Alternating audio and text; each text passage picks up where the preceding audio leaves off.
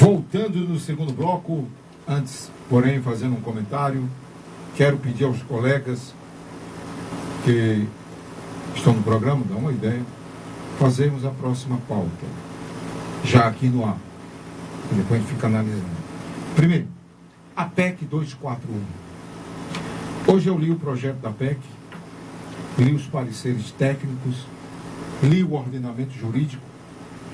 Minha opinião, cheguei à seguinte conclusão: o povo brasileiro estão sendo induzidos por grupos ideologicamente comprometidos a pensar o que é a PEC sem saber o que é a PEC. Isso é verdade. Eu vi hoje gente falando que o governo federal vai acabar com a educação. Eu vi pessoas, e agora eu queria que o cameraman que está aqui me ver, estamos aí ao vivo no YouTube através da TV World, Televisão Mundial, Rede CEP TV Rádio, continuando falávamos sobre a PEC, enquanto meu amigo do som aqui ajeitava aqui os detalhes. Voltando a câmera aqui para mim, please. Ladies and gentlemen. Estou aí? Não, brincadeira. Gente, o programa ao vivo é assim, não tem lero. Os caras aqui são equilibrados, eu não. Se precisam de homens equilibrados, fica só com Fábio e Walter Bardaville. Senhores, precisamos conhecer a PEC 241 antes de falarmos que o governo brasileiro quer acabar com a República. Porque quando você analisa a PEC 241, logo no preâmbulo você vai observar que a intenção é fazer um equilíbrio fiscal. Não tem nada a ver com essa história de tirar direitos, de acabar com o investimento na educação. Atenção, gente, estudem. Muitos vão dizer que eu sou cretino, boçal, quero ser o cara, mas é irritante você ver um grupo de pessoas na televisão dizendo: temos que ser contra a PEC vai tirar dinheiro da educação, a PEC vai acabar com o país. Aí eu pergunto: tu leu a PEC, cidadão? Então quero convidar os colegas para ter acesso à PEC, para que possamos aqui discutir tecnicamente e não num discurso ideológico. Em resumo, o que é a PEC? A PEC é um equilíbrio fiscal que nós precisamos discutir. E se nós queremos fazer, antes de passar a palavra ao meu colega, com todo respeito, se nós queremos discutir a PEC, vamos estudar a PEC. Estudar a PEC como ela está escrita. Não estudar a PEC num discurso que, como eu estou vendo pessoas de bom nível cultural sentando o pau na PEC. Passo a fala ao meu colega Walter Bardaville, em seguida a Fábio Tarja, pedindo que coloque na pauta para discutir. Eu gostei dessa pauta da PEC, que é muito importante, inclusive da hora nós tocamos nesse assunto, que há uma discussão de um assunto que o povo não sabe nem o que é. É verdade. Eles vão falar sobre a PEC 241 e não sabem o que é a PEC 241. A PEC 241, em uma palavra bem popular, dizendo para uma caixa d'água. Você imagina uma caixa d'água cheia de ladrãozinho. Os vazamentos. Exatamente, cheia de ladrãozinho.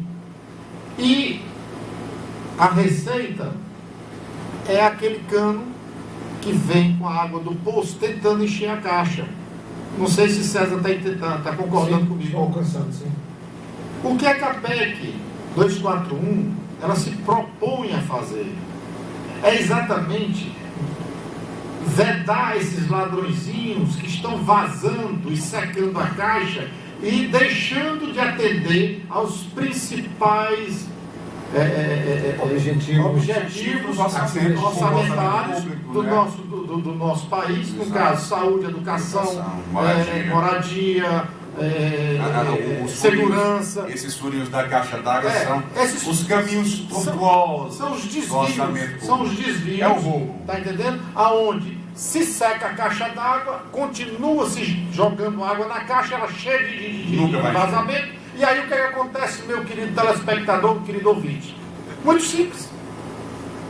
Secou, o poço secou, gente, vamos furar outro poço para abastecer de novo a caixa e não conserta a caixa. Esse é o grande problema. Exatamente. Vai secar de novo o poço, seca a caixa d'água e aí fica o tempo todo jogando. O tempo todo. Para você que não entende o que é a PEC, eu estou fazendo um pequeno resumo ignorante. A PEC ela não vai cortar verba da saúde, da educação, ela não vai cortar verba nenhuma. O planejamento ele já está feito, inclusive com um orçamento acima do que está. Agora, daí para frente, se o país cortar gastos e esses gastos forem diminuindo e o dinheiro e a caixa d'água for enchendo, aí sim essas verbas serão ordenadas. Para quê? Para que se tenha mais educação, para que se invista mais em saúde, para que se invista mais em segurança e dê condições para que o nosso país chegue a ser um país de primeiro mundo, educado, que você não precise estar mendigando, como falamos no bloco anterior, uma saúde precária, onde você detecta uma doença e só pode ser curada 3, 4 meses depois, se tiver vaga. Aonde você vai para uma emergência, aonde não se tem o básico, falta até algodão muitas vezes. Exatamente. Isso é uma vergonha para uma nação que se diz um país que quer chegar ao primeiro mundo. Que primeiro mundo é esse? Nós estamos caindo num buraco, num funil, que se não tapar esse funil e tapar essas rachaduras da caixa d'água, esses ladrões que estão roubando a água da caixa d'água, nós vamos parar, sabe para onde, gente? Quarto mundo para trás. Nós vamos ficar um país que se diz só de nome, um país rico e um país do futuro. País do futuro, coisa nenhuma. Nós temos que ser um país do presente. Nós temos que estar com um povo civilizado, um povo com educação e com o que nós pudermos dar de melhor. E a responsabilidade é nossa, é de você que está nos ouvindo, é de você que está nos assistindo nesse momento, porque a responsabilidade também é sua, meu amigo. Você vota e o seu voto, ele traz consequências ou ele traz o quê? Desastres, ou então ele coloca você em uma situação em que você realmente quer. Então, tem um ditado popular que diz, o César e Fábio, o povo merece o governo que tem, mas para que esse povo mereça o governo que tem, ele tem que votar, e quando ele vota mal, a consequência cai para cima dele mesmo, não é cima de ninguém não. É a mesma coisa que você jogar água para cima e a água cair de volta na sua cabeça. É isso aí que eu penso. E a PEC tem que ser discutida, tem que ser estudada com mais carinho, com mais observância e não simplesmente com mais civismo. Eu diria civismo, tanto dos políticos como da sociedade de modo geral, e principalmente você jovem que nos assiste, que a responsabilidade é sua, porque os efeitos da PEC negativos, ou melhor, você não votando na PEC ou cortando essa pauta da PEC, sabe o que vai acontecer? Lá na frente é você que vai sofrer. Nós já estamos passando. Os meus filhos estão aí, já vão vir netos, e os meus netos e os meus bisnetos que irão sofrer as consequências do que nós hoje estamos reivindicando ou não. Interessante, e até para que o nosso internauta que acompanha o nosso programa entenda, que a PEC 241 ela veio para normatizar uma série de ações que diretamente vão combater a corrupção. Ou seja, todo e qualquer projeto para qualquer localidade do Brasil exige orçamento, existe um planejamento, existe verba específica.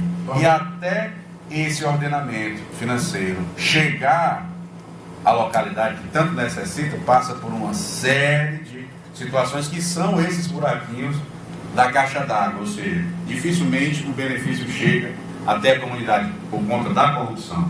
Então, o que a PEC vem é normatizar regras de uso do erário público, gastos públicos, desordenados, do poder federal aos municípios. Já estamos chegando ao fim do segundo bloco. Desejo saber se os colegas concordam, está na pauta, porque aí já começaremos a discutir nas redes sociais, tanto lá no seu site, quanto no site do jornalista Walter, no site do jornalista Fábio Caio. Antes de encerrar, esse bloco, quero fazer aqui uma colocação. Usamos aqui no começo da conversa a palavra roubo. Não há roubo. Existem crimes diversos entre corrupção ativa e passiva, crime de peculato. O roubo é o uso da violência para subtrair bem imóvel, para o bem imóvel. Ok?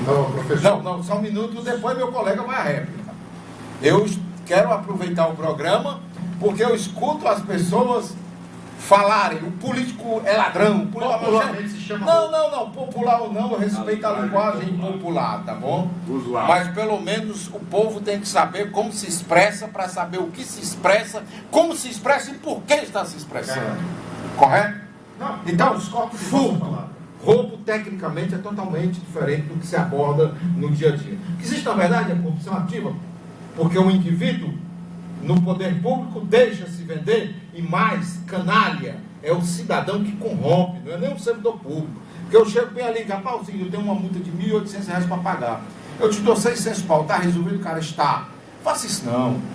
Não, mas eu vou pagar a multa e dar uma de santinho. Eu não dei uma de santo não, porque ninguém sabe quando morrer para onde é que vai. Essa história de santo é balela. Mas exerça a sua cidadania. Em último caso, use a amplitude do seu direito. Mas nunca tente corromper um servidor público, porque senão você é tão criminoso quanto ele. É verdade. Concordo plenamente com Vossa Excelência. Na volta, eu quero sugerir uma outra pauta, que é o voto distrital. É um absurdo. O povo, nós não vamos discutir no próximo bloco, nós vamos colocar na pauta. Olha, no próximo programa. No próximo programa. Pauta para o próximo programa. Obrigado, Walter. É inaceitável o cidadão receber 14 mil votos para ser um parlamentar e por força de um tal de quociente eleitoral e de uma política que tem que mudar, uma legislação eleitoral que tem que mudar nesse sentido, o cidadão recebe 14 mil votos, tá bom? E não ocupa a cadeira. O povo elegeu o cidadão com 14 mil votos. Mas quem assume... Só um minutinho, por favor. Pediria o companheiro uma pausa. Não, depois o amigo fala no próximo bloco, você tem todo o direito, mas entenda, o cidadão recebeu 14 mil votos, foi eleito, não vai poder assumir por tal de inconsciente eleitoral, uma matemática esdrúxula que precisa ser revista. Aí uma cidadã com a mesma dignidade de 14 mil, tira 2 mil e tantos e assume a vaga.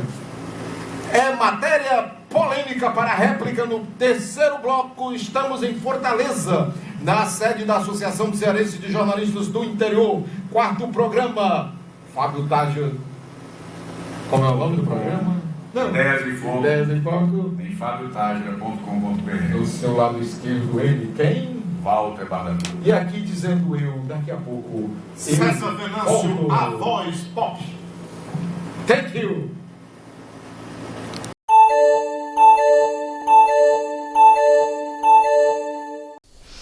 A Justiça Federal negou o pedido de suspensão do Enem deste ano. Por causa das ocupações nas escolas em todo o país, milhares de estudantes farão o exame nos dias 3 e 4 de dezembro. O Enem está mantido neste fim de semana, pelo menos para aqueles alunos que não foram prejudicados com a ocupação de estudantes nas escolas onde o exame seria aplicado. A Justiça Federal do Ceará negou o pedido de um procurador do Ministério Público Federal do Estado que pedia a suspensão do Enem em todo o país. No pedido, a argumentação era de que 2 provas diferentes poderiam prejudicar os candidatos, mas a Justiça entendeu que, apesar da diversidade dos temas com a aplicação de provas de redações distintas, a garantia da isonomia decorre dos critérios de correção previamente estabelecidos. Segundo a AGU, a manutenção da data do exame do Enem evita um prejuízo de R$ 776 milhões aos cofres públicos. Mais de 190 mil estudantes vão ser impedidos de prestar o Enem neste fim de semana por causa das ocupações das escolas. Este grupo vai ser obrigado a fazer a prova nos dias 3 e 4 de dezembro. O problema é que essa data vai coincidir com outros processos seletivos. Em pelo menos 10 estados, haverá vestibulares exatamente na data da nova prova do Enem. Para o ministro da Educação, a expectativa é de que muitas instituições de ensino remarquem seus processos seletivos. Segundo Mendonça Filho, os alunos que farão a prova em dezembro podem ficar tranquilos, porque o conteúdo do exame e a redação serão equivalentes ao deste fim de semana. Elas são rigorosamente avaliadas a partir dos mesmos critérios para que a nota final seja justa para os estudantes que realizarão as provas em novembro ou em dezembro. As disciplinas da área de exatas são as mais temidas pelos estudantes que vão prestar o Enem. E a tecnologia pode ser uma aliada para ajudar com a matemática, a física e a química. O visual do professor pode ser descontraído, mas o assunto é sério. Matemática, física e química, as vilãs do Enem. Então nós vamos tirar 70% disso, certo? São matérias que você tem que fazer exercício todo dia. O treino diário é que leva à fixação do conhecimento. Uma pesquisa revelou que as disciplinas de exatas foram as que os alunos mais erraram nas últimas edições do Enem. Em matemática, o acerto foi de 29%. Em química e física, apenas 26%. Além da complexidade das matérias, fórmulas, cálculos, como não esquecer o que o professor ensina? A vida do aluno fora da sala de aula não é fácil. São exercícios, provas parecidas com as do Enem, muitas horas de dedicação. Para ajudar o estudante, já inventaram até uma escola que cabe no bolso. Toda semana, os alunos desta rede de ensino recebem no celular vídeos com dicas sobre as matérias. Todo ano cai ondas na prova, filho. Você vai dar bobeira? Carlos acessa as aulas extras pelo telefone. É uma ferramenta muito útil, que é um vídeo muito direto, com a matéria simples, clara e direto com o professor. Os vídeos gratuitos abrangem todas as disciplinas e ficam à disposição do aluno por tempo indeterminado. Diante dessa estratégia, a gente acredita muito no percentual até de 15% a 20% de aumento na nota do Enem. Um reforço e tanto nessa reta final de preparação. Você viu aquele vídeo que a escola te forneceu e você pegou aquela informação, pode te dar uma diferença do outro concorrente. O Ministério Público Federal do Ceará pediu hoje a suspensão do Enem, marcado para o fim de semana. Ontem, o Ministério da Educação adiou o exame para mais de 190 mil candidatos que fariam as provas em escolas ainda ocupadas. Em nota, o Ministério da Educação lamentou a iniciativa e pediu que a Advocacia Geral da União apresente fatos à Justiça que comprovem o equívoco do Ministério Público. A ação será julgada na próxima sexta-feira. Um procurador da República no Ceará pediu a suspensão do Exame Nacional do Ensino Médio, o Enem, programado para esse fim de semana. Por causa da ocupação dos estudantes em 304 escolas em todo o país, 191.494 alunos não vão poder fazer a prova do Enem este fim de semana. O INEP anunciou que para este grupo de estudantes, a nova prova será reaplicada nos dias 3 e 4 de dezembro. Mas um procurador do Ministério Público Federal no Ceará entrou com uma ação na Justiça pedindo que o Enem seja suspenso para todo mundo este fim de semana. Para ele, as provas em datas diferentes, por não serem as mesmas, ferem a isonomia do exame. O que a gente está pedindo à Justiça é que determine essa suspensão, especificamente no que diz respeito à redação, no mínimo, e que o MEC e o INEP tomem uma solução administrativa para atender o que a gente está impugnando na essência. Em nota, o INEP diz que solicitou à Advocacia Geral da União que apresente para a Justiça os fatos que demonstram o grave equívoco na argumentação apresentada pelo Procurador da República. A AGU informou que vai defender judicialmente as medidas tomadas pelo INEP e a manutenção do calendário de provas. Não tem versão. A prova é equivalente, tem o mesmo formato da prova 1, vamos dizer assim, com as 45 questões por área de conhecimento, realizada nos 2 dias, distribuídas da mesma maneira como é o Enem previsto para esse final de semana. E há 3 dias do Enem, estudantes aproveitaram o feriado com aulas descontraídas. Feriado? Que nada! Essas garotas estão debruçadas nos livros. Elas e mais 800 alunos deste cursinho em São Paulo. Estou aqui para estudar, que muitas coisas a gente já esqueceu que a gente aprendeu no começo do ano e a gente tem que realmente relembrar as coisas que a gente aprendeu. Antony e Laura querem prestar medicina e, assim como quase todos os estudantes, temem a redação do Enem. Redação é a parte mais difícil. Porque tem um peso maior, é quase que metade do peso do Enem. O professor de História arrisca um palpite do tema. Com certeza a questão dos refugiados no mundo, talvez até aqui na própria América, possa ser um tema significativo. Às vésperas do Enem, é hora de revisar. Ele aprendeu durante o ano.